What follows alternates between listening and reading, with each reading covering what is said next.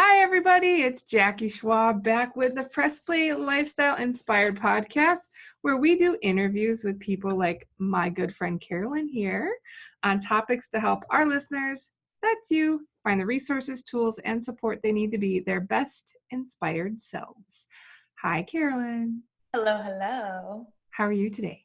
I'm doing well. We've had little to no winter in the Bay Area. That's where I am. It's been sunny, but now it's kind of foggy and cloudy. It's nice. I know. Yeah, a little bit of a change. Yeah, it's actually crazy beautiful here in sunny Oh, good. Milwaukee, Wisconsin. Okay. We are above 30 degrees. So I'm in, right. yeah, it's like a sauna. I don't know if I can handle all the heat. But I'm having a nice energy day because I'm really missing just a little natural light. I didn't know I needed it, but when it comes back, I'm like, oh. Yeah, for sure. Sounds good. So I'm so thankful. I know you have tons of things going on and lots of programs and lots of jobs and lots of work. So thank you for taking the time to spend with me today. I appreciate it very much. Yeah, absolutely. I'm honored. This is a fun time. I've enjoyed like seeing you in our calls and also just your vibe and energy. So it just made sense. That's so nice. I do know a lot about you, but our audience doesn't. So would you mind telling people a little bit about who you are and what you do? Yeah. Well, my name is Carolyn, as you already said.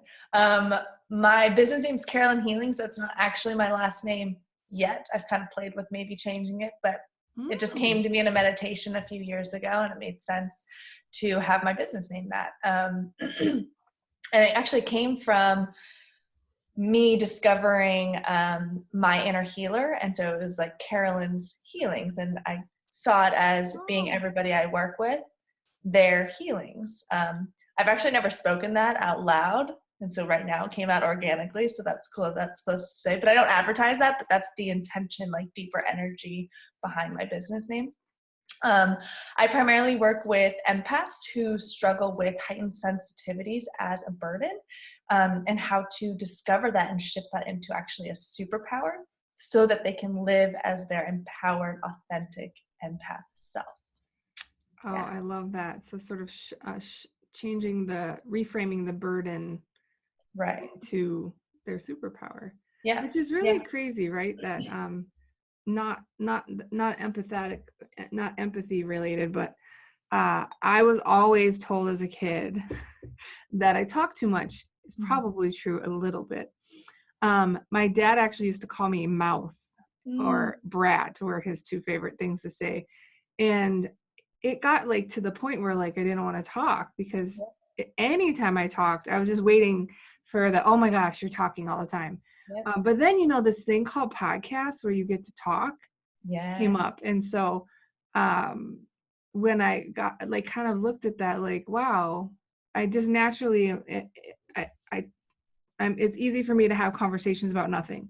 And or keep conversations going that have died, Yeah. And like, hey, this thing that my whole life I've been told you're too much is just enough.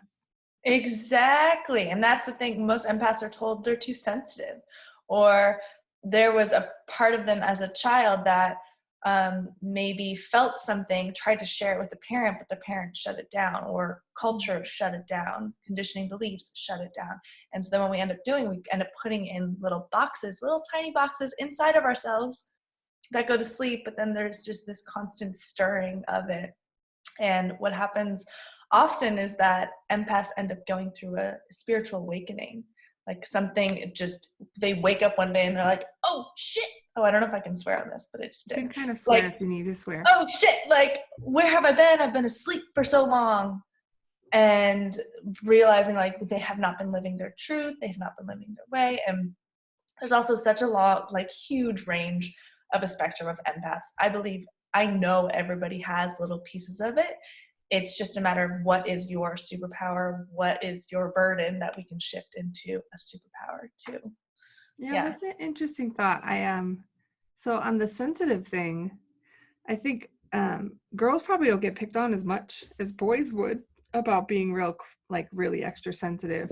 Mm. But I'm a really big tomboy. Like I Mm. always was outside and playing, but I will cry at the drop of a hat. Like Mhm. I cry at tissue commercials because they're just so sweet. And it's always been one of those things too, where my family is like, oh my God, you cry over everything. Mhm. I'm like, well, it's touching though.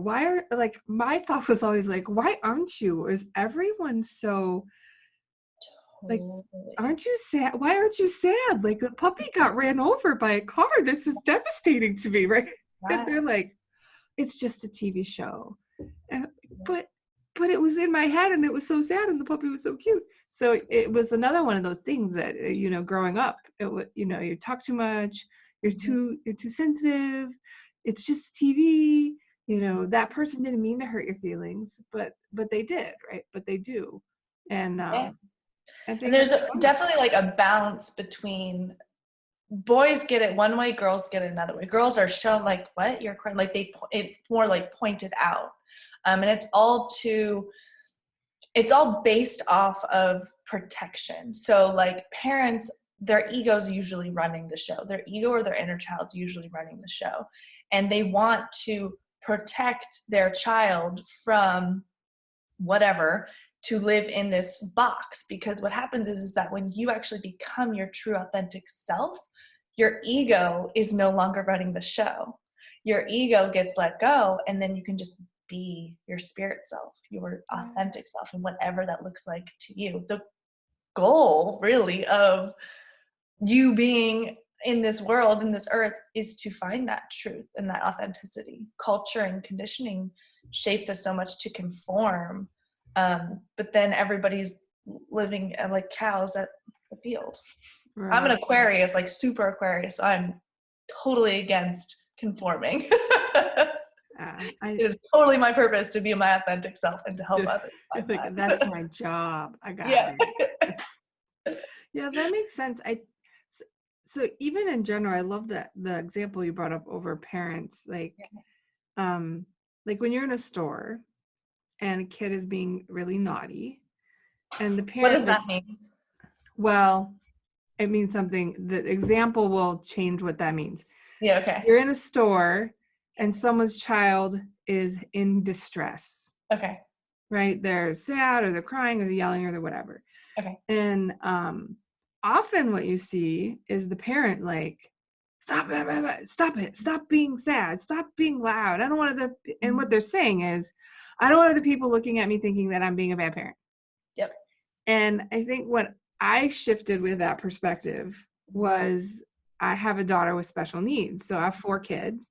And my 8-year-old is very sensitive to input because she's on the autism spectrum.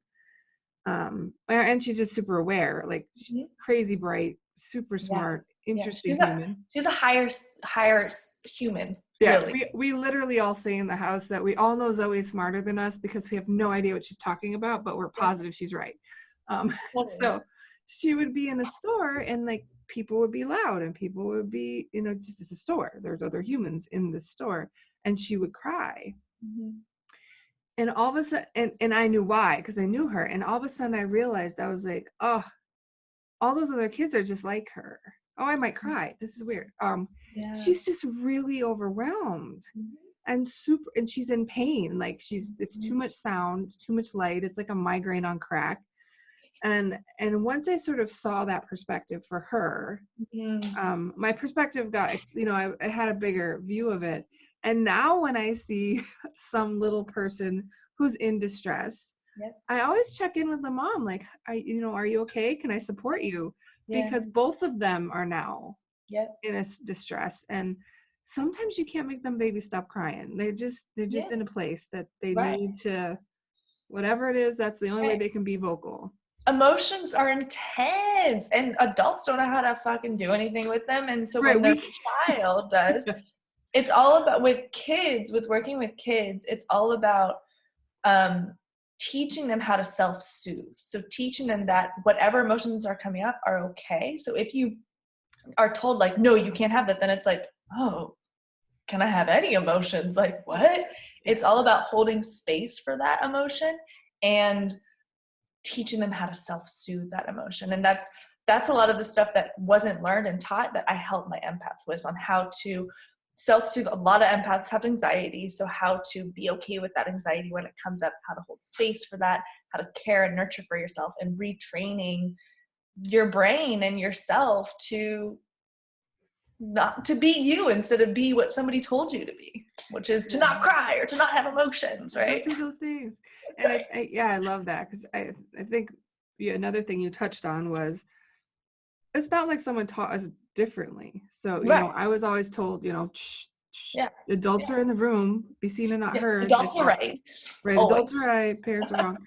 And so I know I have to work at it. Apparently I'm good at it. My kids tell me sometimes, but I don't tell them how they're supposed to feel. What I try to do is say, how can I support you in what you're feeling? Yeah. And that it is okay to cry. I always just say crying is just your body having so much inside it that it just needed to come out. And so it comes out through tears. That's it. That is what it is. Right. It's just like a body explosion. Yeah. Emotion. That's great that you ask them how you can support them, because so many people don't actually know. Adults don't actually know a lot of times what they actually need. They just know they're like having a reaction, and a lot of it has to do from like a former trauma response, and they're still living it out and being played out. Yeah, I had a therapist really help me with saying what I need and being able to be clear and speak what I need, because so many of us literally have no idea. We just know what is happening right now is not what we want, but we don't. Yeah, this is not okay. What do you want? I don't know. So, yeah. That sounds like a conversation I have. I have a 14-year-old, and I'm like, her nickname is Nanner. So I'm like, Nanner, like, what do you need? I don't know. Yeah. Oh, like, age. honey, I don't know either. That's okay. That's just part of being us. Yeah. It's duty to hug. No, get away from me. Okay. Yeah. Back when you're ready. Yeah. But it's interesting, but I've been trying stuff, right? Because I don't know. I was not raised. It was not okay to be weak. It was not okay to ask for help. It was not okay to point out your family wasn't perfect. There's a lot of the not okays. And so I work on it. But one day my son is super hyper, one of my kiddos, like bouncing off the walls. Ding, ding, ding, ding, ding. And I was like, buddy, I'm going to go meditate. Would you like to try? And he's like, yeah, that sounds cool. Let's go do that. We go upstairs, we put out the meditation cushions, which he's thrilled about because there's a special cushion. He's 10. It's super exciting. We sit down, I close my eyes. I didn't even literally get through an entire body scan before he was like, that was good. I'm totally calm now. See you later. That's all they need sometimes, just to hold that space for it. Yeah. And he came back later and he was like, that was cool, Mom. I totally dig that. And I was like, all right. I'm pretty sure he didn't calm totally down, but he did stop climbing my walls, literally. Spider Max, we call him. His name's Max. But yeah, so it was fun. Yeah. So could you tell us a little bit about, so as someone who's helping out people in that area, like how did you get to doing this work? Like, sounds like you're kind of called, but was there a trigger event or something in your life that sort of landed you here? This, I would say I've been doing this my whole life, but it definitely was something that happened that then like kind of took me out. I was a competitive volleyball player in high school, very competitive volleyball player. Was on path to go play D1. Like, I feel weird saying that because I was actually injured before that was happening, but my coaches told me that, so I'll accept that and say that, yes. And I got injured like right before the college, whatever that's called, started happening. And I went into like a deep depression. Like, it was volleyball was like what I had. And I was also injured. I actually had to hold my hand like this for, I don't even know how long. I was on 5 Vicodins a day for about 2 weeks because of the amount of pain I was in. And it was also something that doctors couldn't just diagnose. And so it was weird. So similar, think like fibromyalgia, if you know what that is. It's very similar to that. I was really hot. My mom couldn't even touch me or like hug me because it hurt any like little tiny touches. I had to learn how to write with my left hand, eat. I was like a zombie as well. And from there, I also saw like an insane amount of doctors, x-rays, MRIs, all that stuff. From there, I think I was put on an antidepressant that was supposed to be an anti-inflammatory. I was also on steroids at one point too. I remember I had a bunch of weird rashes on my chest because of the medications right before prom. So the antidepressant was supposed to help me with my anti-inflammatory. I don't know if it did. I was super depressed. I don't know if it actually helped with that. And I actually had put myself to see a counselor. I was also at a pain management place. It's all kind of foggy because it was such a weird state. And so that was around 17. And so from 17 till about 18, the next volleyball season was really intense. I felt like I lost all my friends. It was kind of just like being me. And then I ended up going into things that my mind, my body, myself knew I could use as a resource to help with this pain. So things like smoking weed, alcohol. It was a way to not deal with the pain. So I've worked with a therapist to help see this time as a non-shamed time, because if I shame myself from doing those things, that was what my body saw was necessary to like a resource for me. It really helps hold that space. So that's also an offering for you. If there was a time where you were doing drugs, that was a resource for you.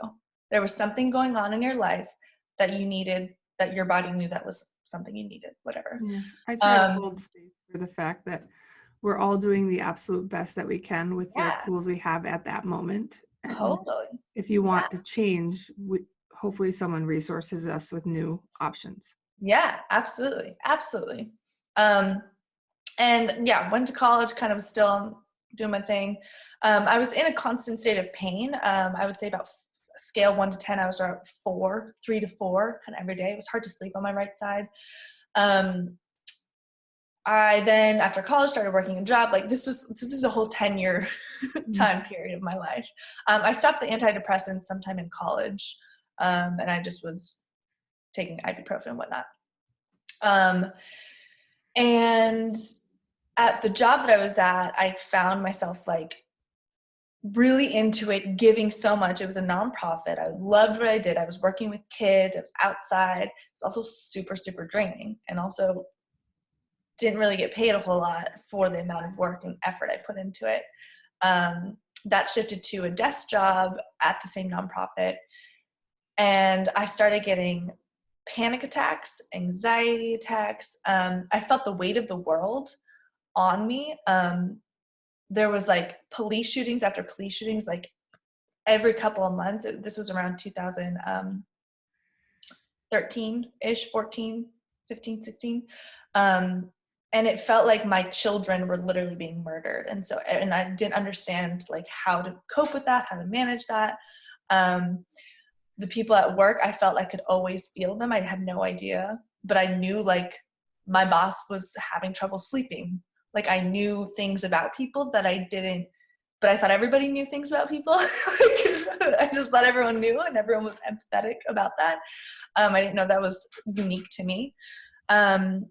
And one day after consistent panic attacks, I woke up and was like, I can't do this anymore. I'm going to quit. And I quit. I had a partner that was really supportive. It was kind of the first person that asked me about my injury, about myself. And I met him about a year prior to that.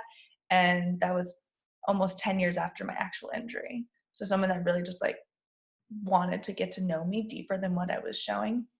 I felt like before that I was just living in this like zombie like world, and I was just a zombie. And that led to some things here and there. And then I had a spiritual awakening, which was really intense, which was about an 8-hour long day of seeing signs, seeing I was presenting myself outwardly as like a child. I could only speak like a child would speak, but inwardly I was fully aware of what was going on, but I was it was like a way of protecting of stuff coming up. There was memories flooding and flowing. It was very intense. I was with my partner at the time, and he got overwhelmed. He did his best to hold that space. Ended up reaching out to my parents. I have a history of mental illness in my family. I personally have a background. I have a psychology degree and had a great teacher help me destigmatize mental illness and really hold that space. I knew I was not going through a psychosis. And so when my partner told me that my parents were coming, because he was like, I don't really know how to support you or how to help you, I kind of went into a panic because I knew their thoughts on mental illness. And I remember he just said to me, he's like, Carolyn, you're a grown woman. You do not have to do anything you don't want to do. And it was kind of like, oh yeah. Oh yeah. Right. Cool. He was like, I just don't know how to help you right now, and I'm scared and I want some support. Okay.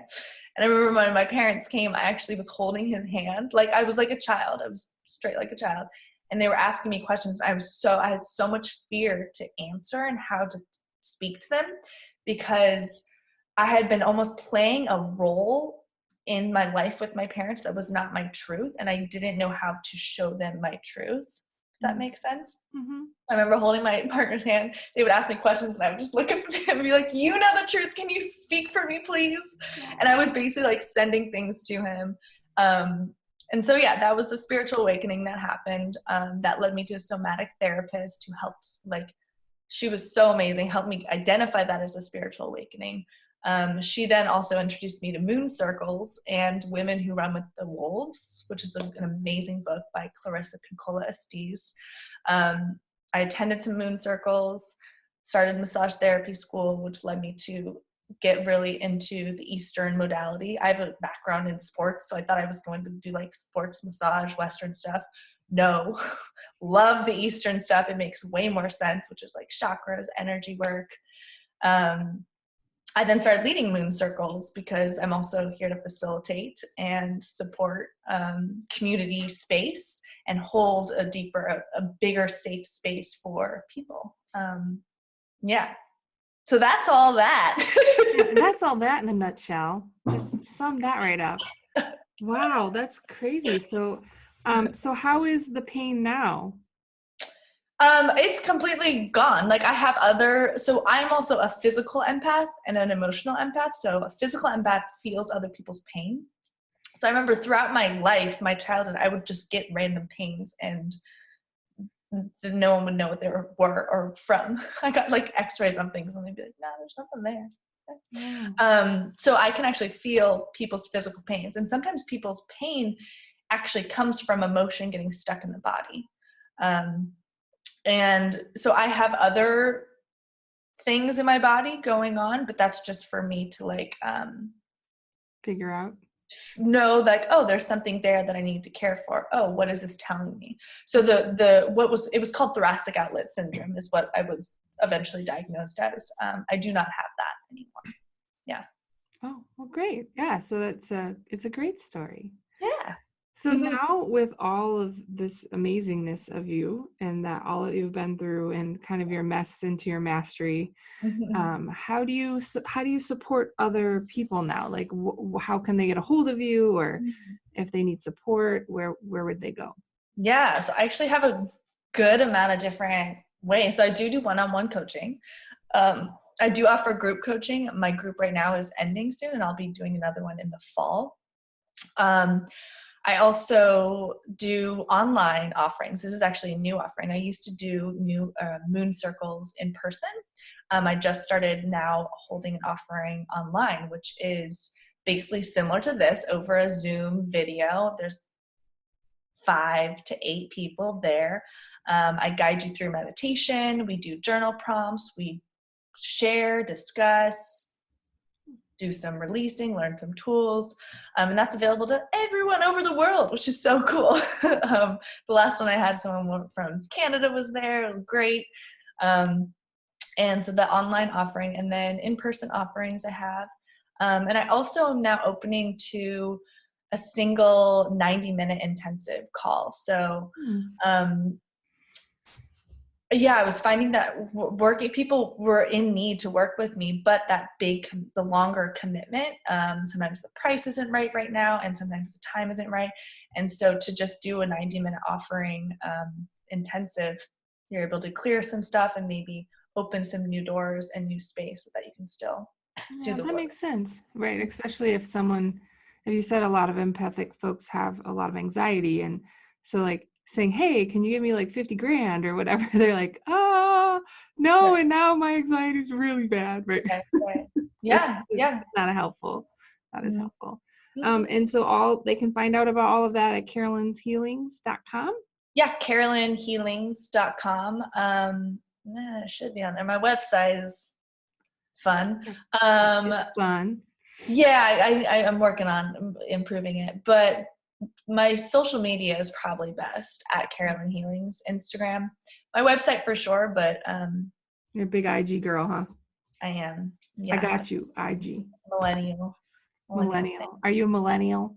I am I'm not. 1990. I'm Yeah, 77, 1977. It's a good, really? yeah. I'm in my fourth. When's your birthday? May 7th, 77. Okay, 5777. I just had this sense that you were a 777.